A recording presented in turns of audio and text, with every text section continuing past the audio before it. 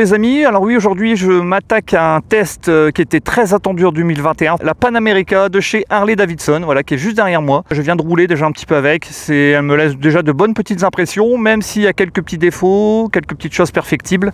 Alors on va en discuter tout au long de la route. Est-ce que le design est réussi ou pas? Ça c'est autre chose, vous avez 3 heures les gars. Et surtout, n'hésitez pas à laisser en commentaire ce que vous pensez de cette moto les amis. Allez, let's go, c'est parti pour l'essai.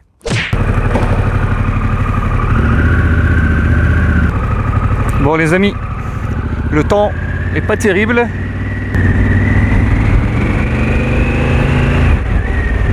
Me voilà sur une Harley. Qui l'eût cru qu'un jour je ferai un essai sur une Harley? Alors c'est pas n'importe quelle Harley, c'est cette espèce d'ovni qu'ils ont sorti, donc le Panamerica. Là on est sur la version spéciale, donc on va dire le haut de gamme. Il n'y a que 2 versions, standard ou spécial. J'ai la moto un petit 1h30, donc on va pouvoir faire un petit essai vraiment sympathique. Le volume sonore de la moto, ça change un petit peu de la GS. C'est beaucoup plus bruyant, mais c'est presque métallique.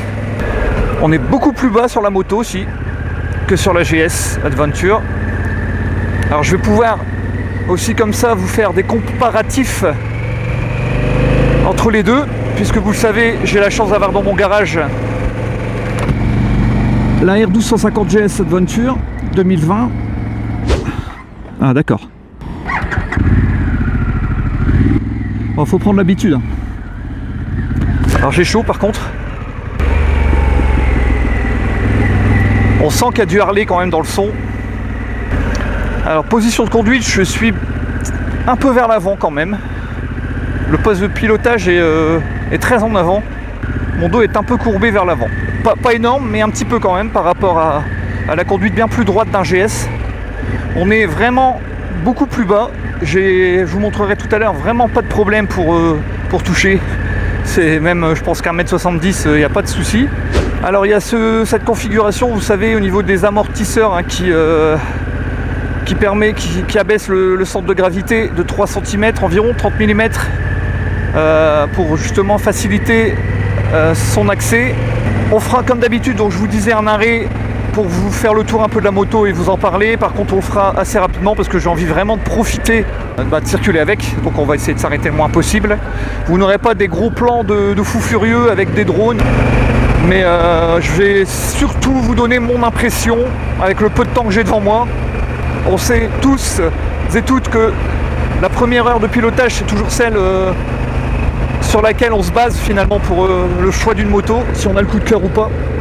Alors je vais vous dire le plus honnêtement possible, vous le savez, si celle-ci en vaut la peine ou pas.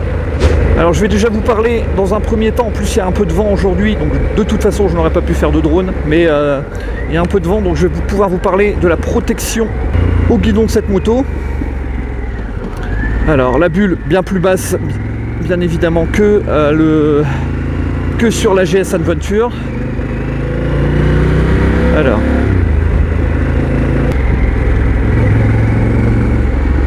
bon, elle s'emmène bien, ça, il n'y a pas de souci. Un bon équilibre cette moto. Allez, on va accélérer un peu. C'est poussif, hein. Là, je suis en mode route, en mode normal. On se mettra en mode sport tout à l'heure. On verra un peu la différence de cartographie moteur. Mais là, je suis en 5e, vous voyez, ça a du mal. Pour moi, c'est plat un petit peu, hein. Il y a un peu moins de couple que sur la GS. Après la puissance, on verra tout à l'heure, mais moi qui ai l'habitude de rouler sur le couple, plus qu'autre chose, je trouve que ça en manque un peu, enfin tout du moins dans ce mode-là.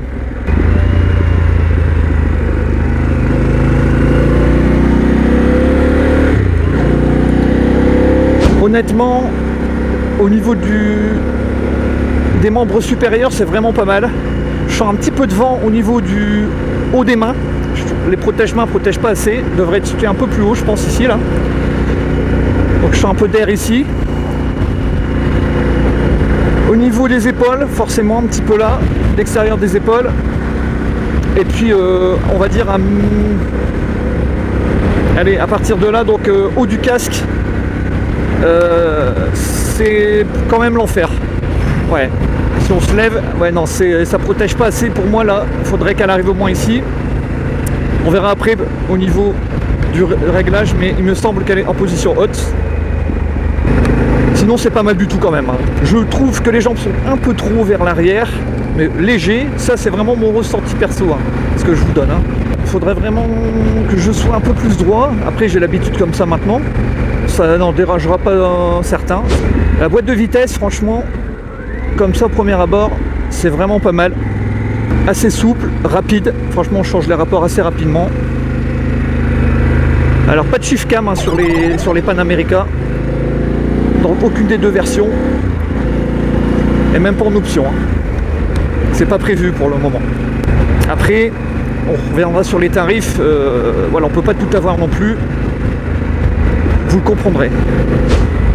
Alors on reviendra aussi tout à l'heure un petit peu sur l'écran TFT. Alors je vais être très honnête avec vous, j'aime pas du tout. J'aime pas du tout cet écran qui au demeurant est assez grand, hein. Mais tout est écrit petit. C'est tellement petit, il y a trop d'informations dessus à la limite. Et c'est pas clair du tout, quoi. L'odomètre c'est tout petit. Alors on va accélérer un peu.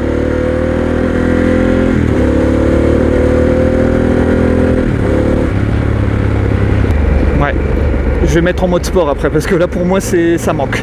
Le couple est vraiment un peu en deçà, hein. Après forcément j'ai la comparaison par rapport à ma moto, je devrais pas, hein. Alors pour en revenir à l'écran, il y a tout, il y a la température extérieure, température moteur, il y a la charge de la batterie, le petit indicateur si vous avez votre téléphone de couplet, voilà, en bas à droite, il y a la jauge de carburant en bas à droite. Alors pour qui elle, ça va, on la voit bien parce qu'elle est quand même éclairée. Il y a l'heure à... Bon, en même temps on va tester les freins. Ouais, les freins, il y a du mordant, ça freine bien. Alors pour cet essai, vous voyez, le temps est pas terrible et il n'y a plus dans le nord, vous le savez, il pleut depuis plusieurs semaines. Je suis allé tenter ma chance avec ma moto personnelle en début de semaine pour voir un petit peu à quoi m'attendre. C'est boueux, donc c'est pas la peine avec cette moto. Les pneus ne sont pas adaptés, j'ai pas envie de passer une demi-heure de mon temps à relever la machine et à galérer. Du coup, vous n'aurez qu'essentiellement un essai sur la route. En plus, depuis le temps que j'attendais cet essai, ça fait bien 2-3 mois. J'avais hâte vraiment de voir ce que valait cet ovni de chez la firme américaine. Alors on est sur 150 chevaux, 136 Nm de coupe.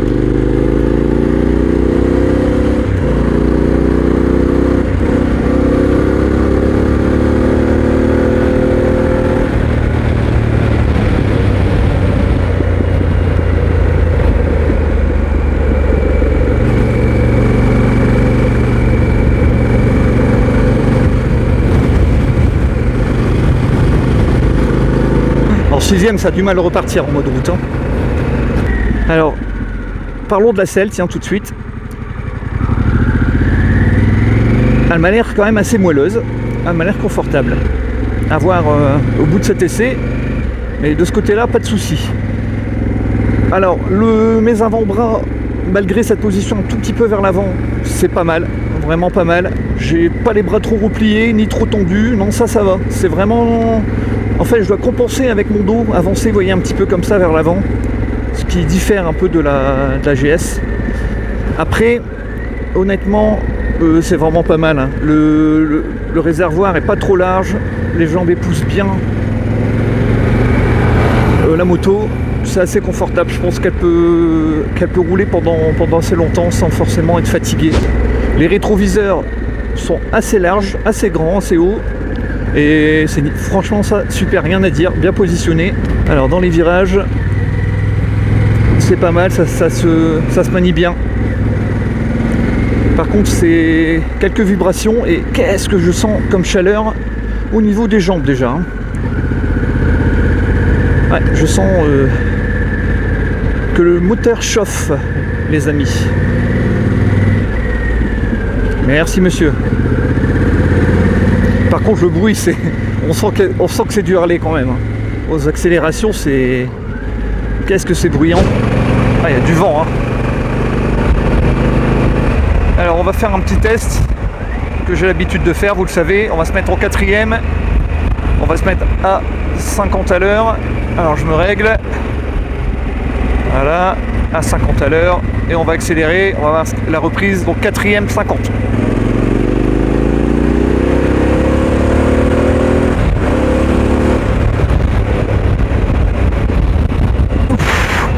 Pour un 1250 cm3 et 150 chevaux, 136 Nm, je trouve ça moyen au niveau de la reprise.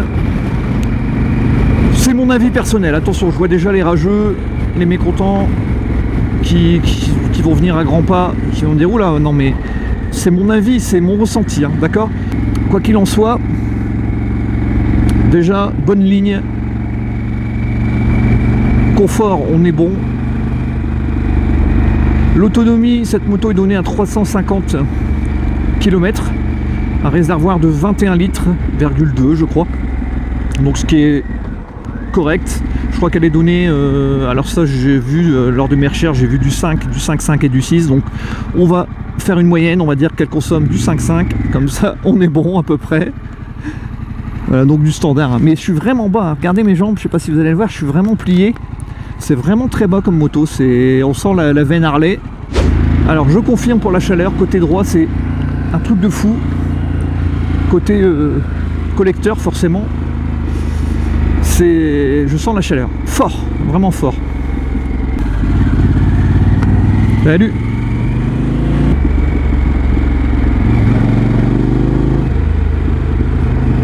Oh le bruit. C'est métallique, mais ça fait un beau bruit. Alors je vous parlerai des Komodo aussi, parce que je les trouve un peu petits finalement. Alors vous savez quoi, on va s'arrêter ici. Je m'étais déjà arrêté ici je crois lors d'un précédent essai. Ah bah allez, vous savez quoi, je vois que c'est sec ici sur la petite portion, donc on va se mettre en mode, alors le mode c'est ici, voilà, enduro.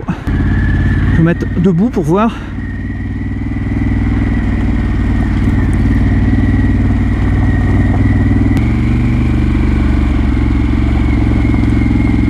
Je prends les bosses exprès pour voir un peu. Voilà. Ah, vous voyez, j'ai pu prendre quand même une petite portion pour tester, c'est pas mal, hein. Ça absorbe bien les amortos. On sent la cartographie moteur qui a changé quand même un peu au niveau des amortos. Parce que là, je vous dis, il y a quand même pas mal de caillasse, hein.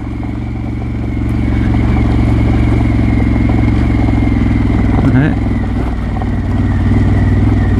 Je regarde le filet de gaz. J'ai chaud, les amis. Mais qu'est-ce que le moteur chauffe! Waouh! Bon, vous savez quoi? Je vais m'arrêter ici, c'est pas mal. Alors, le point mort se trouve très facilement. Par contre, la béquille... Oh là là, elle est bizarre. Ouh là, la béquille latérale est un peu petite, très fine, elle me paraît fragile en fait. Ah, ça fait du bien quand ça s'arrête quand même. Il est bruyant, hein, ce moteur, je vous ferai écouter après. Et puis je vais faire le tour de la moto, comme moi je fais d'habitude. Alors il y a un peu de vent, j'espère que vous allez m'entendre, mais je vais laisser le casque pour que vous entendiez le son correctement. Je vous fais le tour de la moto. Alors merci à Harley-Davidson Valenciennes pour le prêt de cette moto. Franchement qui a un look particulier. Voilà, une signature de phare vraiment particulière, un avant qu'on aime ou qu'on n'aime pas. Après, Harley a eu le mérite de se lancer dans le bain du trail, l'a fait de manière vraiment pas si mal que ça, je peux vous le dire. Tout ça pour 18 290 € pour la version spéciale qu'on essaye aujourd'hui et 15 990 € pour la version standard. Il n'y a que deux versions. Avec cette moto, donc la firme du Wisconsin s'attaque vraiment à un marché qui est nouveau pour elle. Qu'en face, il y a du lourd, il y a du Ducat, il y a du BM, il y a du KTM avec sa 1290 Super Adventure, il y a du Triumph avec sa Tiger 1200, il y a du Suzuki avec le V-Strom 1050 XT, vous le savez. Enfin ça, c'est entre autres, hein. Alors, est-ce qu'elle est confortable? Pour l'instant, je dirais oui. Est-ce qu'elle est compétitive? Niveau rapport qualité-prix, chacun se fera son idée. Est-ce que justement ce rapport qualité-prix est en adéquation avec finalement le ressenti qu'on a à son guidon et à son poste de pilotage? Eh bien, c'est ce que je vais tenter de répondre à ma façon lors de ce test en fait finalement. Aussi, j'y vais mollo dans l'essai off-road parce que, vous voyez, je sors du boulot, je vous montre, je suis pas en combinaison pour rouler, c'est la honte. Je suis en jean, par contre j'ai les bottes, j'ai le blouson, j'ai le casque, j'ai les gants. Concernant la bulle, elle est réglable sur 4 positions. Alors c'est un peu chiadé. Ce qu'il faut, il y a un bouton, une manette en dessous qu'il faut appuyer, vous voyez, et on appuie et on règle. Donc elle était bien en position haute. Alors par contre, je trouve ce système plastoc pas vraiment solide et pas vraiment pratique non plus. Et ça bouge même position normale. Enfin, pour moi, c'est... Regardez la bulle. On dirait mal fini. Les rétroviseurs, on en a parlé, ils sont bien. Franchement, ça, il n'y a rien à dire. Les commodos, on va en parler tout de suite. C'est lourd. Ça ressemble un peu à l'Africa Twin, un peu. Enfin, vous voyez, c'est gros.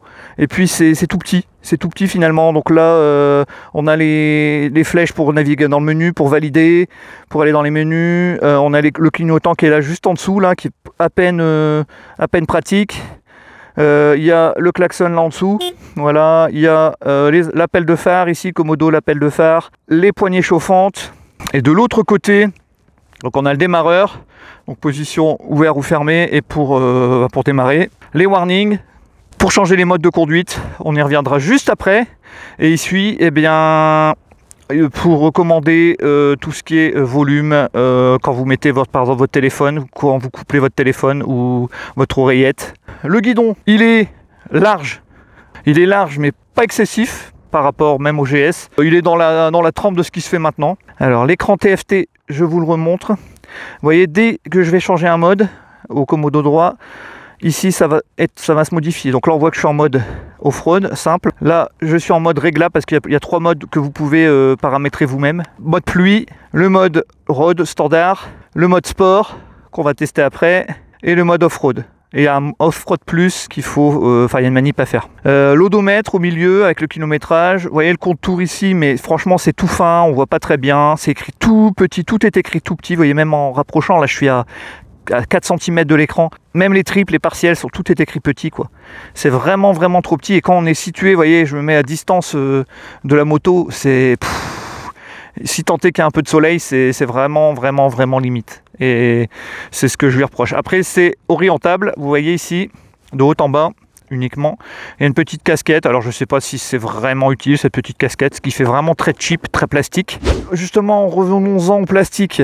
Je trouve, alors c'est mon avis personnel, que les plastiques sont très fins. Vous voyez, regardez, ça nous donne une impression d'inachevé quelque part. Est-ce qu'ils ont tiré sur la qualité pour les tarifs? Je ne sais pas exactement, mais les plastiques, c'est pas ça. Vraiment, hein, la première chute, à mon avis, si vous ne mettez pas ce qu'il faut en protection, en off-road, c'est pas bon. Ici, c'est plastique, vous voyez. Même le plastique, j'ai l'impression que moindre sac ou quelque chose que vous mettez, ça risque de s'abîmer un petit peu. Vous voyez, les plastiques ici de protection, c'est pareil. C'est vraiment... ça fait, regardez, ça fait cheap, enfin, je sais pas.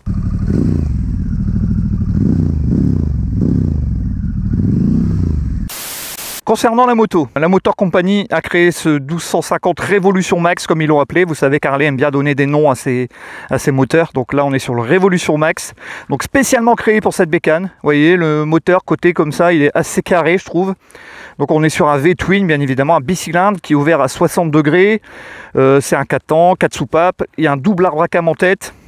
Il fait 1252 cm3, comme ma GS Adventure finalement. C'est refroidi par eau, 150 chevaux comme je vous disais.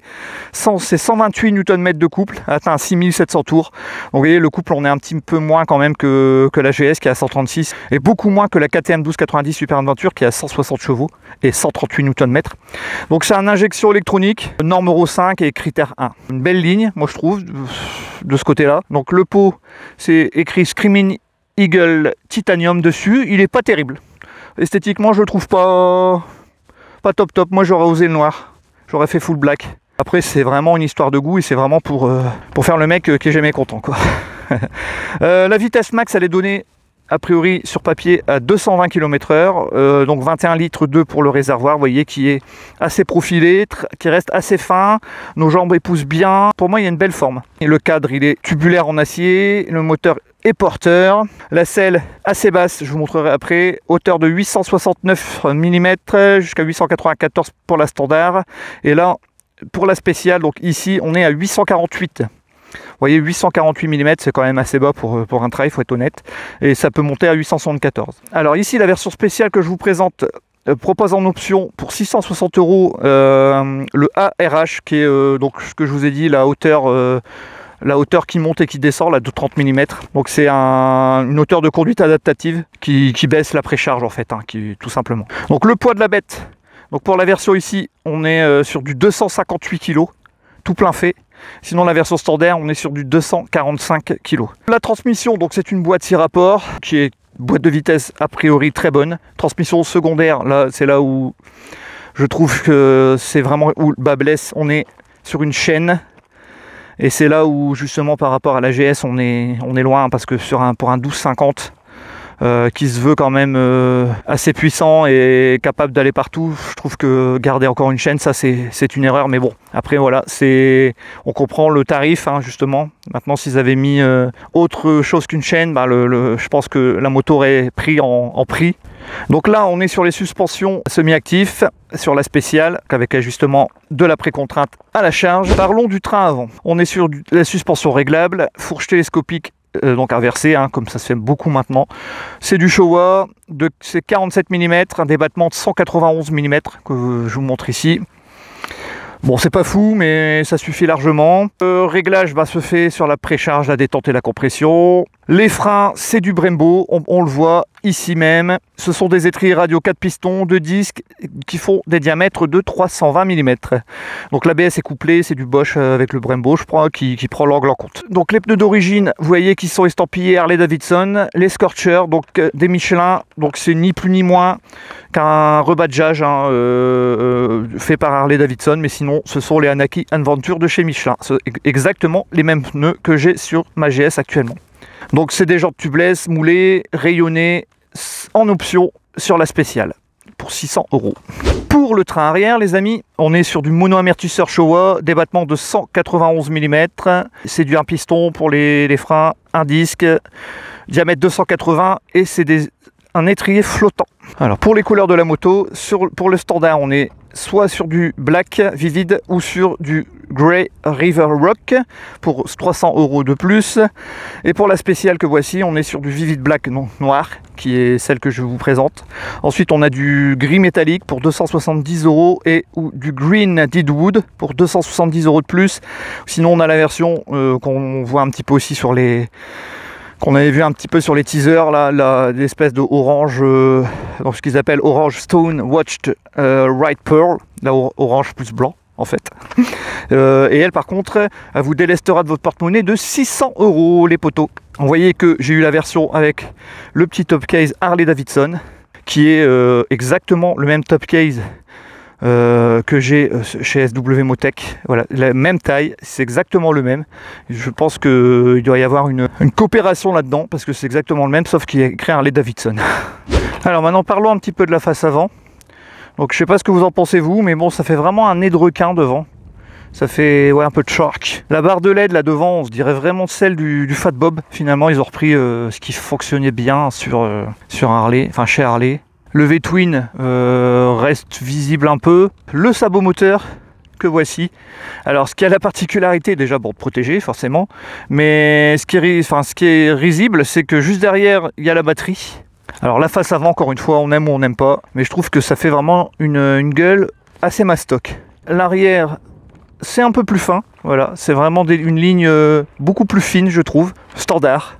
Donc on voit qu'elle est munie de crash bar noir pour celle-ci. Petit crash bar aussi ici au niveau du phare. Alors j'ai omis de vous dire aussi que la moto de série était munie d'une prise USB-C qui est derrière l'écran, un régulateur de vitesse, alors ça j'ai complètement omis de vous le signaler. Les leviers sont réglables en écartement. Il y a les supports de valise intégrés ici. L'éclairage est adaptatif sur cette version, donc de 8, 15 ou 23 degrés. Il y a la béquille centrale sur cette version, les poignées chauffantes, les pare-mains et le capteur des pressions des pneus, les poteaux.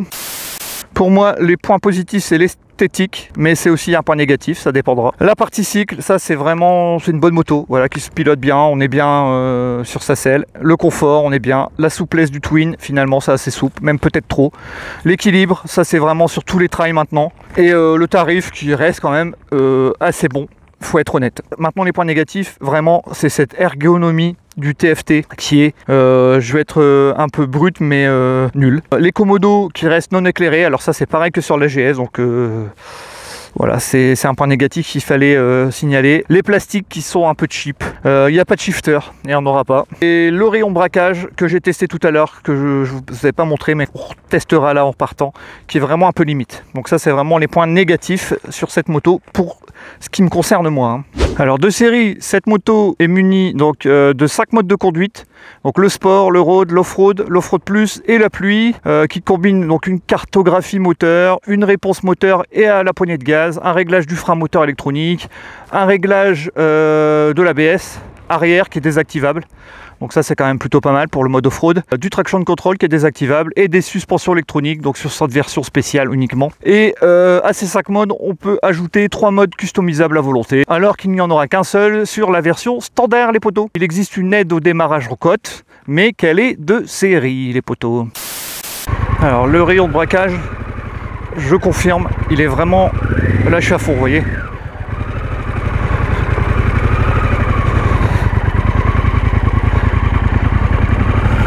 Je vais mettre en mode enduro, voilà. Ouais, position debout. Du coup, comme je vous ai expliqué tout à l'heure qu'on avait tendance à être un peu vers l'avant naturellement, et bien je retrouve cette position avant un peu lorsqu'on est debout, forcément. Et il n'y a pas, quand on est habitué à une certaine position avec sa propre moto, on a du mal à trouver ses marques. On y arrive, hein. Mais bon, c'est pour une heure et demie. Ouais. Ah, je suis vraiment le buste en avant. C'est dingue ça. J'essaye justement de combler un peu avec les pieds, ma position des pieds, mais non, c'est moins naturel. Toujours dans mon ressenti à moi. Hein. Mon ressenti encore une fois, je suis pas pro du tout en off-road, loin de là. La position debout, c'est quand même autre chose. Hein. Je suis beaucoup moins en avant. Ouais, c'est plus confortable. Ensuite, je l'ai réglé quand même pour que ce le soit. Hein. Donc forcément, je pense que si on fait les réglages et les petits changements appropriés sur la Paname, ça va le faire aussi. Voilà. Oh là, j'étais surpris par la hauteur de la selle en m'asseyant. Alors on va essayer un truc, hein, on va essayer de changer le mode. On va mettre en mode sport. Est-ce qu'il prend? Oh ouais, il prend en charge. Pour les commandes de clignotant, c'est vraiment pas pratique là.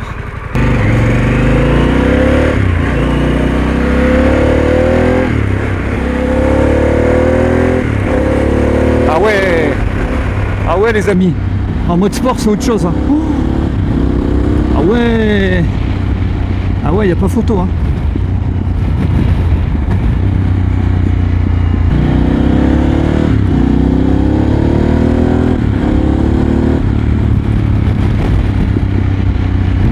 Alors là, ça se ressent un peu moins sur la version sport, enfin sur le réglage du sport, mais en bas régime, elle s'étouffe plus que le shift cam de chez BM.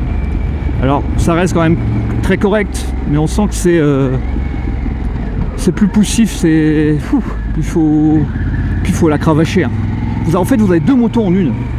Ouais, même plus que deux motos en une. Vous avez la moto donc en mode standard, voilà, en mode road qui casse pas des briques, qui est normal. Voilà, c'est pour cruiser tranquille, surtout en dessous de 6000 tours. Après le mode sport, a priori ça change pas mal la cartographie moteur, même beaucoup. Vous avez une autre moto dans les mains. Et puis après, bah, voilà, c'est vraiment à partir de 6500-7000 tours que vous commencez vraiment à pouvoir enclencher les modes sport, cruiser vraiment de façon un peu plus brutale. On sent vraiment le gros changement. Alors par contre, niveau vibration, franchement c'est pas mal du tout. On en sent un tout petit peu dans les avant-bras, mais c'est vraiment très léger. Sinon tout le reste, je ne sens pas de vibration, même à sous régime. C'est très correct. C'est très retenu. Je vais être honnête, il y a plus de vibrations sur ma GS que sur celle-ci. Par contre, encore une fois, même en mode sport, le couple, on sent qu'il est moins pénétrant, quoi, moins invasif sur la moto. On a moins dans les tripes. Boîte de vitesse, hein, je vais le répéter, mais rien à dire. Hein. C'est souple. C'est une moto souple finalement, qui se conduit tranquille. Et je vois l'heure qui avance. J'ai roulé plus que ce que je vous montre, bien sûr. Je me suis amusé, fait quelques petits tests. Et honnêtement, pour un premier galop d'essai, c'est vraiment pas mal. Hein. C'est vraiment pas mal du tout. Sortir une machine comme ça, à ce tarif, pour une première fois, c'est vraiment bien. Oh, le bruit, c'est vraiment, j'ai l'impression d'entendre mon pote Antoine. Alors je confirme, maintenant que j'arrive en fin du test, ça fait déjà une heure et quart là que je circule avec. La selle, c'est du tout bon. Elle est moelleuse. Juste ce petit souci de position pour moi qui est trop vers l'avant. Qui, je pense, au bout de quelques heures de pilotage, devrait m'étirer un peu trop mes lombaires. Mais ça, encore une fois, c'est mon avis personnel et cet essai n'est fait que de mes avis personnels. Un essai à la Boss Offroad, vous le savez.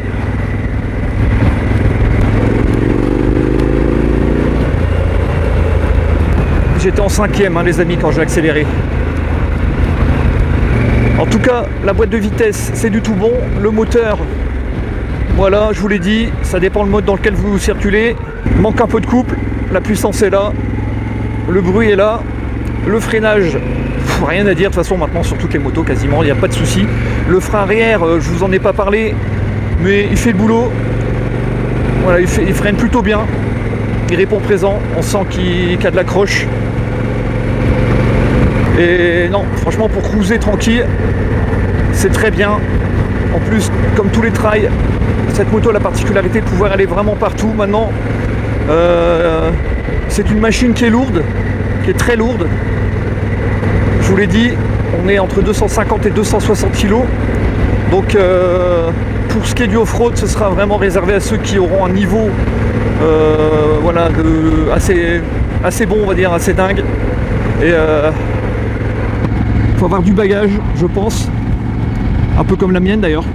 Je sais que personnellement je n'ai pas le bagage encore qu'il me faudrait pour vraiment aller partout. Mais ça s'apprend, voilà, il faut travailler, il faut la manipuler, il faut connaître sa moto. Maintenant, pour faire du pur off-road, je pense qu'il y a mieux. Il y a mieux, et il y a même mieux que la GS, on est d'accord. Hein. Elle n'est pas optimisée pour faire du off-road, celle-ci. Et j'en viens même à me demander si la version normale, finalement, bien réglée, ne suffirait pas avec les suspensions normales. Plus il y a le poids, il y a 15 kg de plus sur celle-ci. Donc 15 kg de moins sur du off-road, ça peut être sympa aussi. À voir les amis, c'est mon avis perso. Bon, en tout cas, c'est une bonne machine. Je suis pas trop déçu. C'est à peu près ce à quoi je m'attendais. Bon là, je suis en 3e.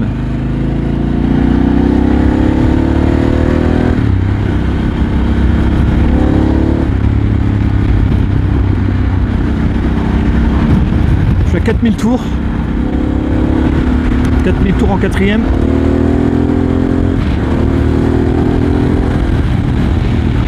Alors le souci, c'est quand vous accélérez comme ça, que vous jouez de la poignée, le souci va rester que, eh bien, comme vous avez, je vous l'ai dit, le corps légèrement en avant, le buste légèrement en avant, votre corps, c'est de la physique, et propulsé en arrière beaucoup plus, et du coup, eh bien, il faut que vous accrochiez beaucoup plus au poignet aussi.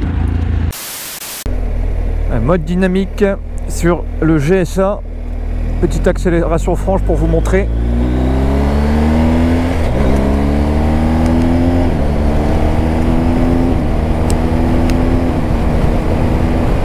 On est vite à des vitesses d'hors-la-loi quand même. Hein.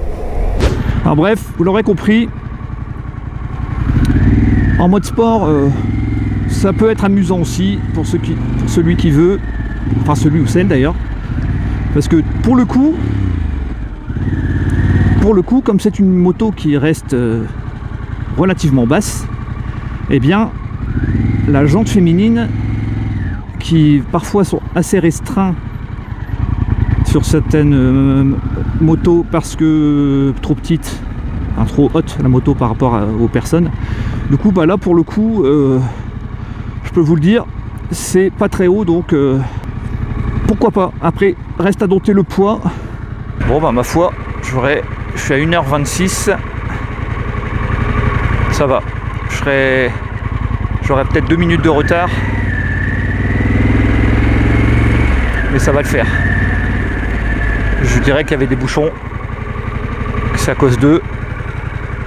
Alors pour être honnête, je terminerai là-dessus, le 1250, on le ressent, mais vraiment en mode sport. Les relances ne sont pas assez folles en mode road. Ensuite, j'ai testé, vous avez vu un petit peu le off-road, bon rien de méchant, hein, voilà. Mais c'était pas mal, sauf vraiment la position debout qui m'a pas trop plu. Sinon encore une fois, niveau confort,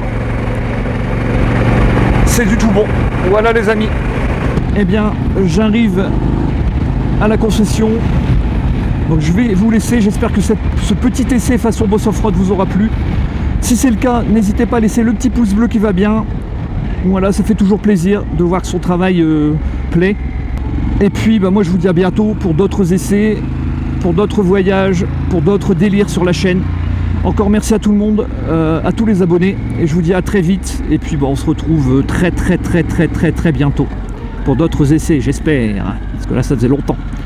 Allez, prenez soin de vous, ride safe, comme il est coutume de dire maintenant. Et puis ben, je vais aller récupérer la mienne maintenant.